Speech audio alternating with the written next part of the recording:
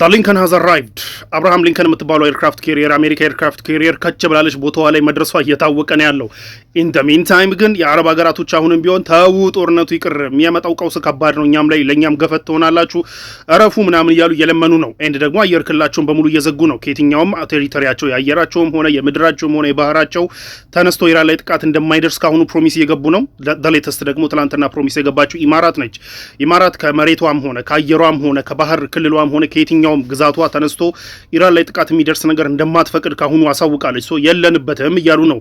ነገር ግን የለንበትም ይበሉ እንጂ ኢራን the only option ያላት አሜሪካ አታክ አደረገቻት እነዚህ ሚድል ኢስት ሀገራቶች ውስጥ ያሉትን የአሜሪካ አሴቶች መምታት ነው። ሶ አይቀርላቸውም የኖሩበትም አልኖሩበትም አሜሪካ አታክ እስካደረገች ድረስ ያው ሪታሊየት ስለምታደርግ ኢራን አይቀርላቸውም። ይሄንን የፈሩት አረብ ሀገራቶች አንደኛ አየር ክልላቸውን ዘግተዋል። የግዛታቸውን በሙሉ ለኢራን ላይ ለሚደርስ አታክ ዝግ አድርገዋል። ኤንድ ደግሞ ረፉ እንዳትዋጉ እያሉ ነው። ለማንኛውም ሊንከን መታለች። ባለፈው ዕለት የነገርኳችሁ ነገር ነበር። በቪዲዮ ላይ ኦፒኒየን ነግሬያችሁ ነበር። አያቶላ ኮሚኒ አሁን ላይ የኢራን መሪ ነው። ነገር ግን አሁን ያሉ ሚሊተሪ ቢልድ አፖች እና እንዲሁም ደግሞ ጦርነት የሚነሳ ከሆነ ደግሞ እሱን አታክ ማድረግ ከኢራን መሪነት ወደ ኢንተርናሽናል የሺአዎች ሪሊጂየስ ሊደርነት ኢቮልቭ ያደርገዋል። ይህ ሊፈጠር ይችላል ብዬ ማይ ኦፒኒየን ነግሬያችሁ ነበር። ኤንድ የሆነ የኻሊፍ የሺአዎች ኸሊፋ አይነት ኦር ኢማም አይነት ኢሜጅ ይሰጠዋል ብያችሁ ነበረ። አሁን ላይ እየወጡ ያሉ ሪፖርቶች እንግዲህ እየተነገሩ ያሉ ነገሮች ምንድናቸው? ዓለም ላይ ያሉ የሺአ ሙቭመንቶችና የሺአ ታጣቂ ቡድኖችን ቢሆን አያቶላ ኮሚኒ ከተነካ ሙሉ ድብልቅልቁን እናወጣዋለን፣ ምንም ከዛ በኋላ ምንም የሚተርፈን የሚቀር ነገር የለም የሚል ዛቻ እየዛቱ ነው። ሂዝቦላ ትላንት ሲዝት ነበር፣ ሁቲዎች ዝተዋል።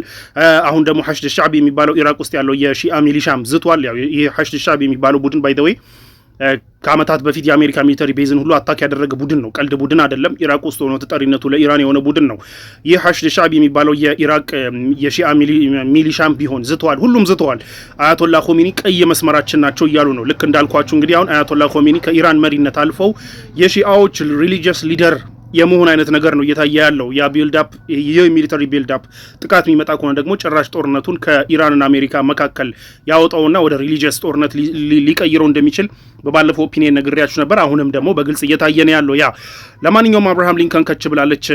ትራምፕ የምራቸውን ያጠቃሉ ወይስ አሁንም እያስቦኩ ነው ለዲተራንስ ነው እንትን እያሉ ያሉት የሚለው ነገር የምናይ ነው የሚሆነው። ይህ ጦርነት ከተነሳ ለሁላችንም የሚተርፍ ቀውስ ነው የሚያመጣው። የነዳጅ እጥረት ይኖራል። የነዳጅ ዋጋ መወደድ ይኖራል።